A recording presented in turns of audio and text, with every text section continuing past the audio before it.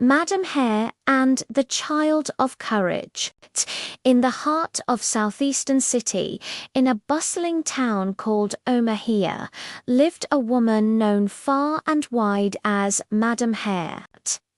Her real name was Aoife Omar, but the name Madam Hare stuck after she opened the first modern hair salon in the community.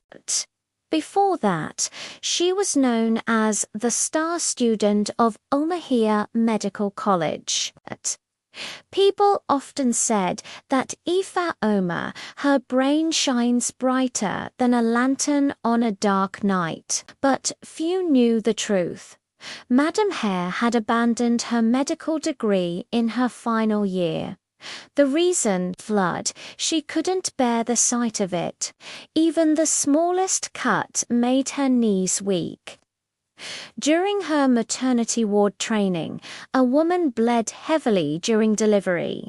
The image haunted her dreams.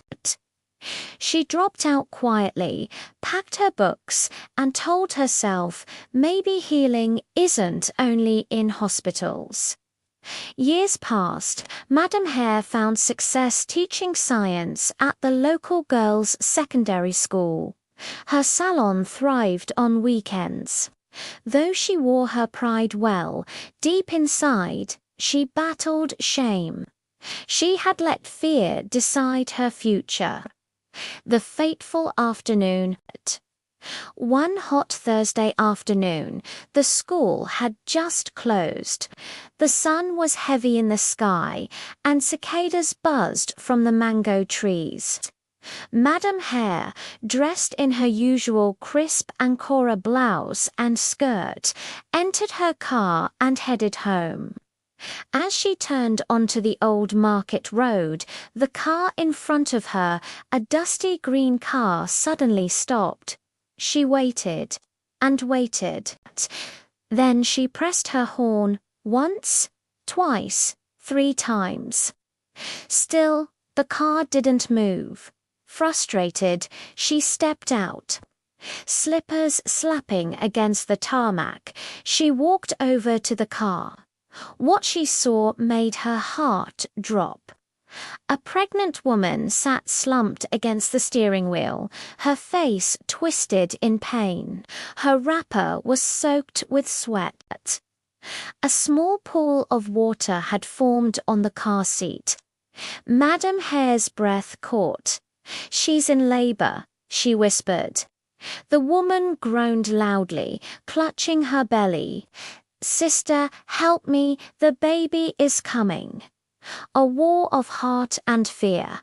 Madam Hare froze, her eyes darted. People had begun to gather.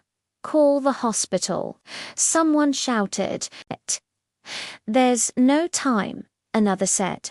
"The baby is already coming." "It is coming."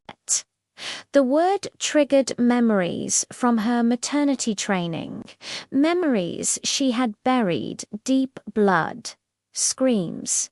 The sharp metallic smell of life and death mingling. Her hands trembled.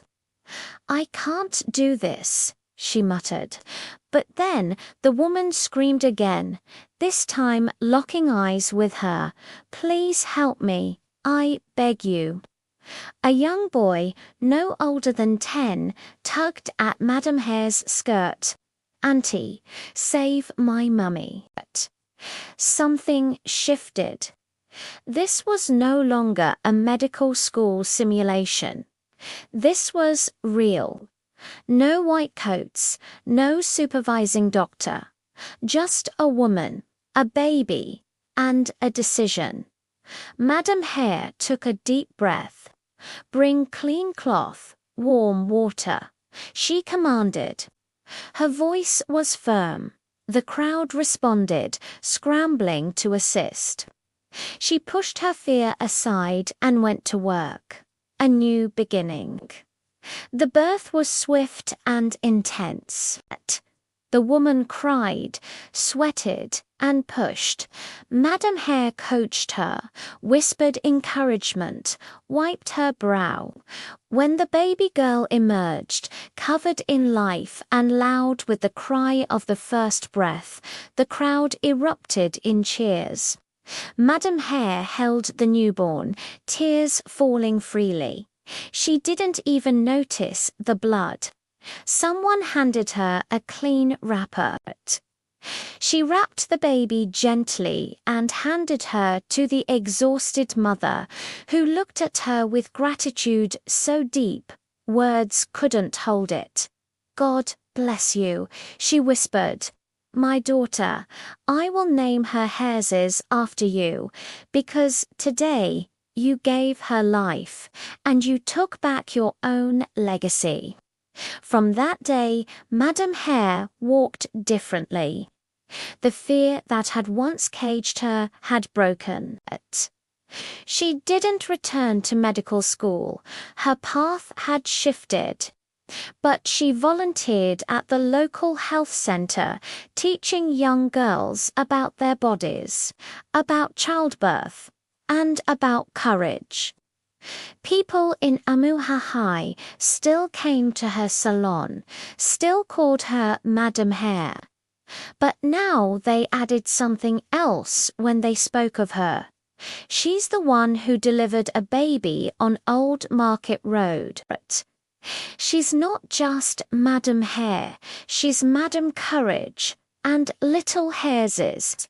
She grew up healthy and strong, and every year on her birthday, her mother brought her to see the woman who saved her life, so she'd never forget the day her name became a symbol of bravery.